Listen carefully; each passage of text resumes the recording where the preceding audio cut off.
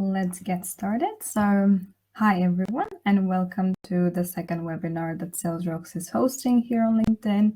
And as the previous time, we have Carsten, our founder for today's discussion, who will be kind of to point out here the technical stuff regarding today's topic. On today's agenda, we have prospect bucketing as a sales method and how to actually incorporate that with the integrations of your choice using some webhooks to create a flow that will work for your sales team. And as part of the exact same thing at our organization at Sales.Rocks, I can freely share with you that we've been using this for quite a while now. And it's proven to structure better flow when it comes to the cycle of lead management, creating this forecastable pipeline for the clients we have, using all the needed information and triggers in the whole process. Meanwhile, just before we get started, to remind you that we have the chat box on the right side. So for any questions that you have for Carsten, feel free to drop them there. We'll pick that up while the webinar is on. And just at the end of the webinar, we'll provide you with some materials for you to have it extra as pointers for the future. And now I will leave the floor to the most interesting part for Carsten to tell you more in depth about bucketing, how we do that in general, and the webhooks as well. All right, thanks a lot for the introduction, Aleksandra. Christian was supposed to be with me here today, but he caught a virus. So in case, Christian, you're watching, please turn it off and go back to sleep. As Aleksandra said, basically, this system that we have set up using Sales.Rocks for prospecting, the connection with the CRM, we've been using ourselves. Currently with Sales.Rocks, we're growing 15 to 20% month over month in MRR. And this is something that actually a system that we're sharing with our clients as well, so they can use this as a system for their go-to-market strategy. In around 20 minutes, we go over kind of the theory and the practical application. And then in a couple of minutes, we walk over how it actually looks in practice and how you can use it. So let's get started. So often what we hear from a client is, I'm using my CRM to store cold prospect data and send emails from my CRM. I think the approach should be very different. When you work with cold prospect data, there is no intent. You're not sure whether they have any pain at the moment, whether they are relevant. So ideally, you store your cold prospect data in a prospecting solution like Sales.Rocks. And once you see that there is intent, then you can start working with the CRM, and via webhooks, we will talk about that connection. The same goes for sending emails from a CRM. Often those emails are transactional emails. They're not one-on-one emails. So reply rates, so open rates, also reply rates will be significantly lower compared to other solutions. For whom is this session? Is we will be looking at, we'll be targeting sales consultants. So if you're a sales consultant, you might have consulted go-to-market team startups or scale-ups with their outbound approach, whether it's for prospecting or for sales. This will be valuable for you because you will understand how you can use webhooks and connect a prospecting system with a CRM. So it's completely independent of what kind of CRM your clients are using. You can implement it for pretty much everything. Founder CEOs, if you are setting up, you're developing your go-to-market strategy, and of course you can use this for scaling, for funding. So you set up a prospecting system, and from that goes into your CRM. That this will be a great workflow for you, and of course for salespeople, whether you are in the generation part or on the closing part as SDR or as AE. Looking at that connection, speeding up the process will be of great help for you. Also, you will gain quite some efficiency by having this bucketing system in place. So the agenda for today is we're going to be looking at a prospecting system and why you actually need a prospecting system. Then we want to take the chill out of cold calling using prospecting buckets. So we kind of move away from cold calling and to warm calling so that you stop wasting too much time and you only actually spend your valuable calling time for prospects that have shown that there is likely intent. Then we're going to actually, it gets interesting. We're going into pirate mode and we're going to be looking at the webhooks as an introduction, and then I'll go through some examples how you can use it, or how we use it internally as well, and you can use it and adapt it for your own organization as well. So for the prospecting system, where is the prospecting system coming in, and why do you need a system? To give like a bigger picture, we have a sales process, we have the marketing part in there in terms of inbound, where you can generate leads via content, search engine optimization, nurturing, paid or retargeting. Then the prospecting part, it could be outbound or inbound, it could also be account-based prospecting. And then the sales part, where we have a discovery call, a demo part, the proposal, trade, onboarding, we create impact, and then we grow existing clients. So what you can see is the sales process is very detailed, outlined. In most organizations, there's a process in place. But when it comes to the prospecting, either there's no outbound prospecting or there's no clear process. And you heavily rely on inbound, which is not predictable, which is often quite expensive if you run ads.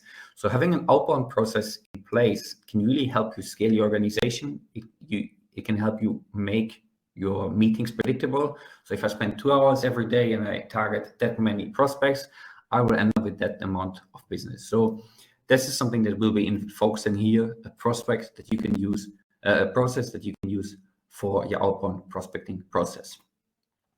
So why should you have a prospecting system? Well, prospecting and sales is not exactly the same. So prospecting comes before the actual sales process starts. So while you can use your CRM for sales, use a different system for your prospecting part. As I mentioned earlier, with prospecting, you can generate a specific amount of appointments on a weekly basis. It helps you really to plan ahead and know what kind of revenue you will be gaining. You need a system to scale. If you are a couple of people in the beginning, well, you don't really need a system. Everyone does it her or his way. But once you scale, you have more people, you need to have a system in place so you can actually track your return on investment. And of course, efficiency gain. Why a prospecting system gives you efficiency gain, we will go through that as well. So now, how can you take the chill of cold calling? So here we discuss a prospecting system to maximize outreach efficiency. Cold calling, I don't know how often we have heard that it's dead, but it's something that you can use, especially the calling part, next to your sequences to really get higher reply rates, engagement rate, and actually book meetings. But of course, cold calling comes at a cost that it's labor intensive, that it might be inefficient. So we're going to go through a system that you can set up to make this extremely efficient. The idea is with the prospecting processes, we start at A. So we have a list of prospects, our ideal customer profile that we get from a database like Sales.Rocks, where we say we have these employees, this job title, that size of a business, they use a specific technology. So provide me with the LinkedIn and email addresses. And then from there, we would like to generate a discovery call, for example, to get started. So we want to figure out how do we get from the list of prospects to the discovery that takes place. And the idea for that is we're going to use lead buckets.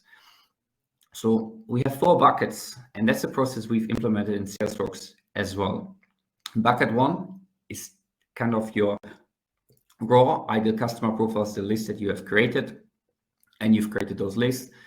And these are all your uncontacted lists where you're not sure, is the phone number working, is the LinkedIn working, is there any intent. Bucket 2 is a working bucket. So these are leads which have been researched. In bucket 1, they had at least one verified outbound touchpoint attempt, and it's a verified attempt. So they have replied via LinkedIn, they have clicked somewhere, they have picked up the phone. So you know for sure that there is some intent, and you know that there's a verified channel that you can use to reach out to them, whether it's LinkedIn, email, and phone. You have the priority bucket. It's everyone that you have had a conversation with, which has shown interest, but they never actually ended up scheduling or showing up for a call. Bucket 4 is everyone that you have scheduled with. So all your upcoming appointments for the day for later this week, everything goes in here. Now, lead bucket 1 on the uncontacted. So in many cases, this is non-verified contact. So they have LinkedIn URL, but actually are they using LinkedIn regularly? Is the email working? Is the phone number a direct phone number? Is it a switched off number?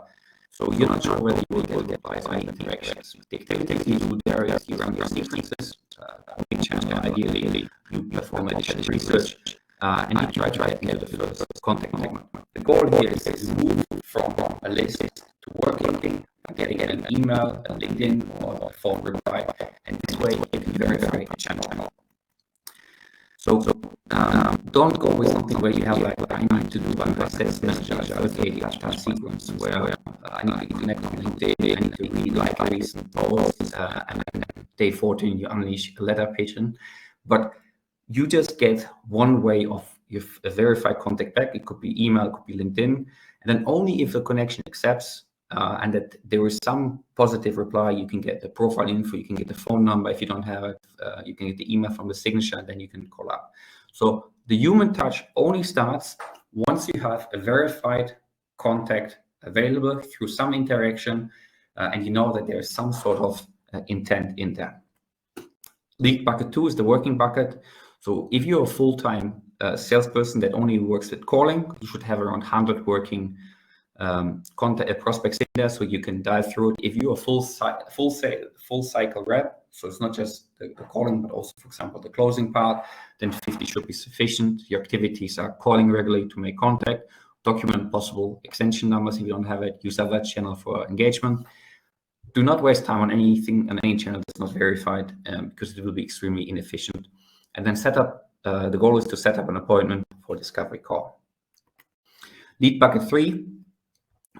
You spoke with a prospect, but they never scheduled. You had heavy interaction in bucket 2 with clicks, with opens, but no reply. They used to be in the pipeline, let's say 6 or 9 months ago, but they failed to close.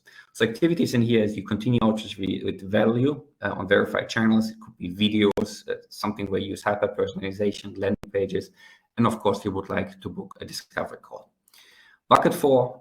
Anyone that you have scheduled with for the discovery call. So the bucket consists of your scheduled appointments that are coming up. These boxes are really important because they are where the money comes from you, so you have to keep an eye on the activities. Let the contact know 1 week in advance for the appointment, get the phone number, confirm 12 to 24 hours for the appointment, calling WhatsApp within 2 or 3 hours before the call so that the prospect can reconfirm. Goal, ensure that the disco call will take place. If no show, you move in to bucket 3, and you continue with that one in bucket 3. Then the workflow is you go backwards. The money is in bucket 4. So you start with the scheduled in the beginning of the day. You hold calls to confirm any appointment in the next 2 or 3 hours that haven't been confirmed via email. You reconfirm any appointments during the next 24 hours, and you send confirmation for any appointment that are due this week but were scheduled but not yet confirmed. This is where the money is in. So most important is don't start with the sequencing, but this is where the money is in, where you get the bucks from. So start with bucket 4 and work through that. Once this is done, you can do bucket 3 with the priority bucket, where you get in touch with anyone you've already spoken with and who has to be contacted. These are your easy outreach ways to reschedule and get an appointment again. Then you start with the working bucket, where you have your 50 to 100 prospects in, and you dial through, you send one-on-one messages, you make it really personalized, but it's efficient because there has been some intent, it has been verified, so that makes sense. And then at the end of the day, you can do the sequence to set up, create a new, create an ICP, find the relevant contact, create the sequence, and then sequence that list. And then you can do that for the same day or for the next day or for later this week. But this way, you always have an incoming flow of sequences. And once someone has replied or has clicked on the link, has replied, then automatically they can use in bucket 2. And how they actually automatically end up in bucket 2, I'll go through this later in this session. So things you can use for these buckets in terms of sales enablement, you can, in the scheduling part, you can work with scheduling apps. On the priority, you can work with providing value, so really working closely with the marketing department to see what kind of value of information you can provide. The working bucket, custom landing pages, hyper-personalization, research and organization for other relevant context. The phone calls, of course, and on the on-contact part, of course, a B2B database to find relevant leads. And of course, omni-channel drip sequence system, where it's not just email, it's not just LinkedIn, but you use different channels to reach out to. So the takeaway for the prospecting bucket is it's a great process that you can implement for your prospecting reps. So in most cases, SDRs or if you're a small organization, sales team that also have a focus on the prospecting part. Why does it work? You can always run more sequences, do a higher volume, but most important is that you close, that you get onto those appointments, because that's where actually eventually the money will come from. And the other thing is you only work the manual part on verified contacts. So you have data now in your second bucket where you have a verified channel and you have already shown that there's some intent. There might have been a reply, there might have been a click. So there's some intent that you can use, and that's why conversion will be significantly higher. Now, let's get started with the webhooks. An introduction. It's not too technical, so don't be scared. So some real use cases, how we use it. And this is how we use it internally as well. We have our prospecting platform, Sales.Rocks, where we select our data from our ideal customer profiles, and then we sequence with LinkedIn, with email. We use hyper-personalization in there, using images. We use AI one-liners in there to auto-generate one-liners. And on the other system, we have our CRM. So once we have someone who has replied or clicked on a link, it goes into the working bucket. So that data is then in our CRM, bucket 2, bucket 3, and bucket 4. And we have salespeople who work the whole process from bucket 1 to bucket 4. But we also have part of the team who just focus, for example, on the prospecting part or just bucket 2 to 4. But this way you can make it extremely scalable. Important is don't trust your CRM with low intent prospecting data. So keep those two things completely separated. Here's how it works with the webhook. So if someone has replied or clicked or opened multiple times, we trigger the webhook, and the webhook then shoots the contact into, in our case, we're using Zoho. So here's the flow that we have. Here's the webhook. We create a company, we create a contact, and then we create a contact deal. So this is what happens each time, for example, someone clicks or replies to an email from our sequences that we sent out. Here's how it looks in practice. So we have the prospecting part. You can see we have the sequence that we're using for contacts. Then I get a reply in. So someone replies or someone clicks on the link. So we know intent is verified. And from there, we can follow up with a warm lead to follow up with the full company information in the CRM.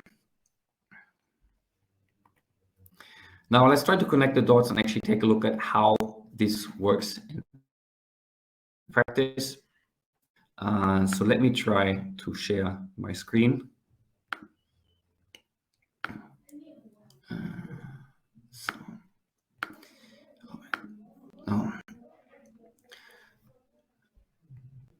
So here we have the CRM. We have the deals in there. We have the contacts in there. So this is completely empty.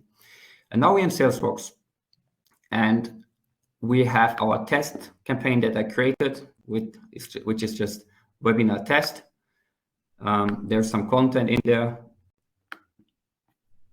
which has a link, and I just loaded in one contact just to showcase. And when we send this email now, as you can see at the moment in the CRM, there's no deal, there's no contact in there. We can start this, and we can start. The email will be sent out.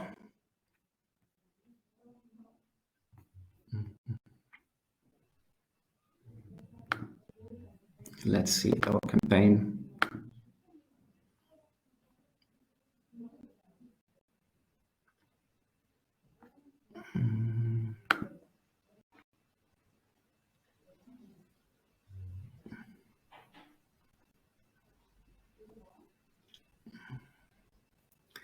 This is the campaign. Now this should come in here. Here we have the webinar. We have the test email. We have an email that came in. We click on this link, and now in the background, the webhook should be triggered. And while we currently here in the CRM, we have no data in it. Now let's see that this should load. Now we have the webhook has triggered the information, so the contact person and the company has been in here. So either I can now follow up as part of my prospecting process with bucket 2, or a colleague could do this. But what you can see is it's a process where kind of every day, by using the sequences, every day relevant contacts will actually end up in your CRM, and you can process it further. And you can even split up the process where part of the team just takes care of the initial outreach and others take care of bucket 2, 3, and 4.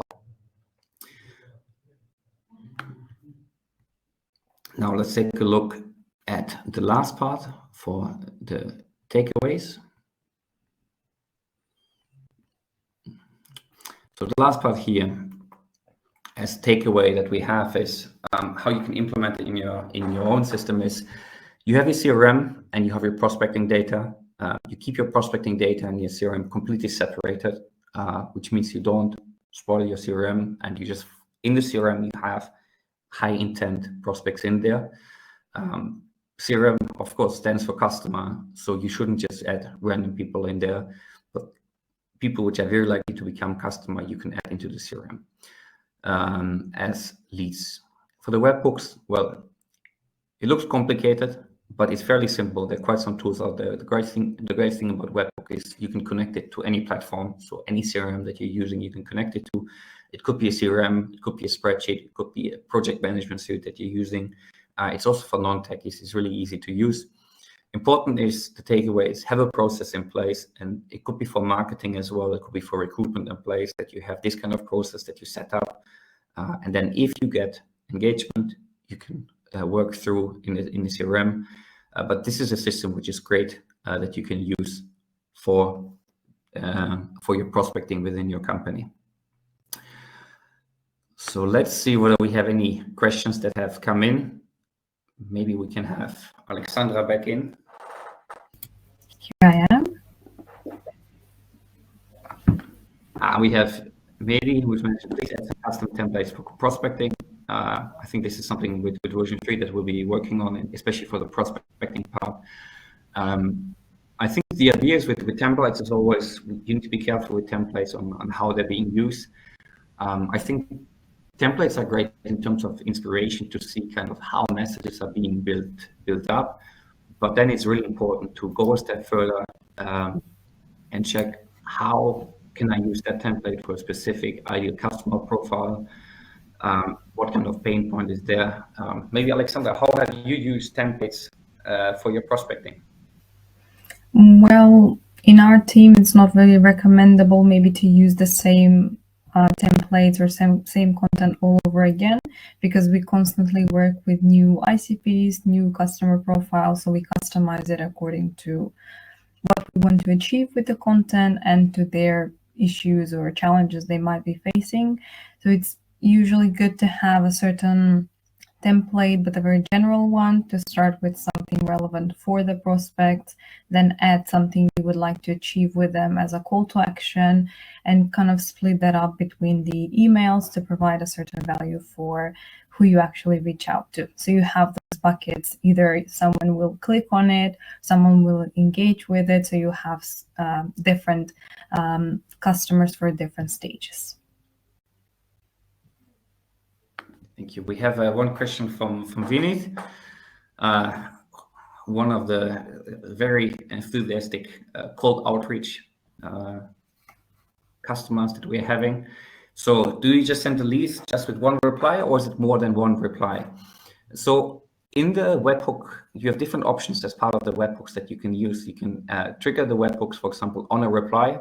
You can trigger it on an open, and you could trigger it on a click.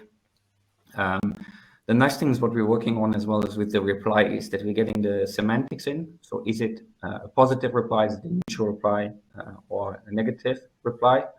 And then ideally you don't shoot the negative replies into your CRM and start cold calling these. So for now it's just a single reply. The idea is that anyone who has kind of with one reply showcase something, there is something neutral or positive. Neutral could also be there's someone else who might be relevant, or you say this is not for me, this is for later. Even though it doesn't show a direct intent, this kind of data should go into your system nevertheless, so you can check in kind of whatever CRM you're using and scale it with them right away for later, but you don't lose sight of them. What you see is if you just rely on the prospecting system on its own, you might lose track of it. So use the prospecting system where you can analyze this kind of replies, where you can look at metrics for opening, for click. But then once you want to follow up a conversation, you have someone with intent, use the CRM. Greetings back.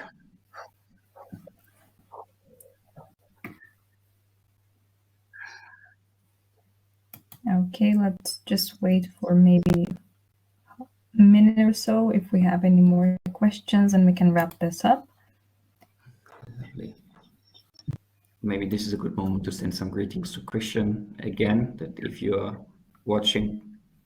To get well soon. Get well soon. Join us for the other webinars. Lovely. And I think this was it in terms of questions. So yeah. Aleksandra, thank you so much also for sharing your thoughts here. And then I think in the future we can go into more detail how some of the clients have set up this prospecting system or connected it with the sales process. But for that, I hope it was helpful in figuring out how you can set up this kind of system for your own organization. Any questions, follow up. We have the community of Sales.Rocks, and we're always available via LinkedIn or email.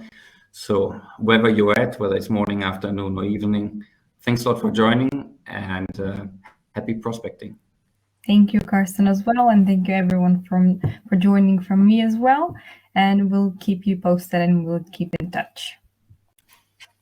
Cheers. Bye-bye.